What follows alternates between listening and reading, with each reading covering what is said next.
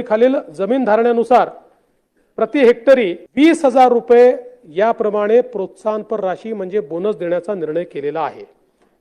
मागच्या वर्षी 20,000 दिला होता, याही वर्षी आम्ही 20,000। मित्रांनो, स्वागत आहे आपल्या किसान राजा यूट्यूब चॅनलमध्ये। चॅनलच्या माध्यमातून आपल्यासाठी घेऊन आले मोठी अपडेट। 4, 5, 6 डिसेंबर पीक विमा जमा होणार का? आज 4 डिसेंबर पासून राज्यात पीक विमा जमा होण्यास सुरुवात झाली। PMFBY अंतर्गत मोठी अपडेट। मतदान प्रक्रिया पूर्ण झाल्यानंतर पीक विम्याचे पैसे येण्यास सुरुवात। 15,000 अधिक 2,000 जे काही नमो शेतकरी योजना आहे, सन्मान निधी, याचे पैसे नवीन 15 जिल्ह्याची यादी जाहीर झाली आहे। महाराष्ट्रात सरकारने पैसे जाहीर केलेले आहे। हेक्टरी 15,000 ते 26,000 रुपये जमा। अहमदनगर असेल, अकोला असेल, अमरावती असेल, या सर्व जिल्ह्यांमध्ये पीक विमा पात्र यादी आलेली आहे। कोणत्या जिल्ह्यामध्ये किती पीक विमा आलेला आहे याची अपडेट आपण घेऊन आलो आहे। लातूर, परभणीमध्ये 25,000 रुपयेपर्यंत पीक विमा अपेक्षित आहे। छत्रपती संभाजीनगर पीक विम्याचं वितरण अपेक्षित आहे। अहिल्यानगरमध्ये सुद्धा मागील वर्षाप्रमाणे यंदाही 5 वर्षापेक्षा जास्त पीक विमा अपडेट आलेले आहे। तसेच राज्यात इतर महत्त्वाच्या ठिकाणी आपण बघितला, विदर्भामध्ये 50% जास्त जे काही जिल्हे आहे, यवतमाळ, बुलढाणा, अमरावती, अकोला, वाशिम, उर्वरित 34 जिल्ह्यांमध्ये नागपूर, भंडारा यामध्ये मुख्यमंत्र्यांच्या दिलेल्या यादीनुसार 17,500 रुपयापर्यंत पीक विमा जमा होणार आहे। त्याचप्रमाणे इतर महत्त्वाच्या ठिकाणी छत्रपती संभाजीनगरमध्ये पीक विमा अजूनही लवकरात लवकर वितरित होणार आहे। अहिल्यानगरमध्ये मोठ्या प्रमाणात यावर्षी पीक विमा वितरण अपेक्षित आहे। महाराष्ट्रात येत्या काही दिवसामध्ये 17,000 ते 30,000 रुपयेपर्यंत जिल्ह्यानुसार आणि विभागानुसार जसे नुकसान झालेले आहे त्यानुसार पीक विमा वितरित होणार आहे। हिंगोलीमध्ये सोयाबीन, कापूस 25,000 पर्यंत पीक विमा उपलब्ध होणार आहे। बीडमध्ये भरपूर पीक विमा मिळण्याची शक्यता आहे। नांदेडमध्ये दिलासादायक अपडेट आलेली आहे। तसेच इतर महत्त्वाच्या ठिकाणी सुद्धा जालनामध्ये 25,000 ते 30,000 पर्यंत सोयाबीन, कापूसचं 80% नुकसान नोंदवलेलं आहे। धाराशिव सोयाबीन, कापूस 75% नुकसान नोंदवलेलं आहे।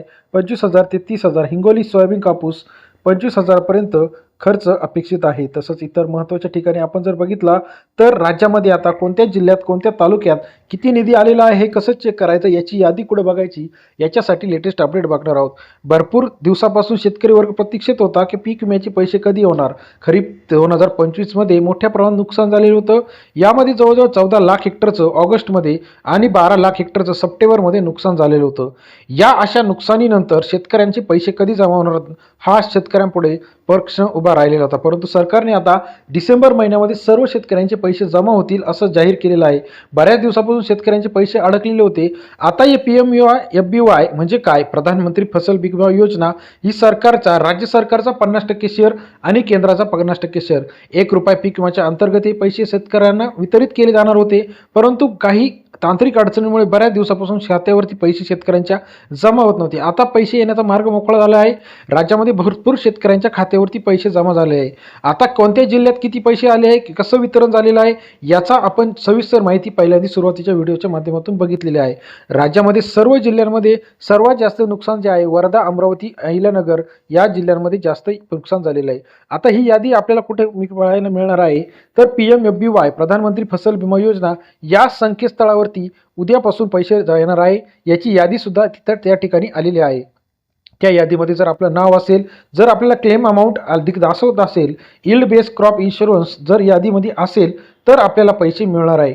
काही ठिकाणी 15,000 रुपये तर काही ठिकाणी 30,000 पर्यंत पीक विम्याची लेटेस्ट अपडेट आलेली आहे। पीक विमा 2025च्या लेटेस्ट माहितीसाठी, त्याचबरोबर नवीन सरकारी GR साठी चॅनलला नवीन असाल लाईक, सबस्क्राईब, शेअर करा।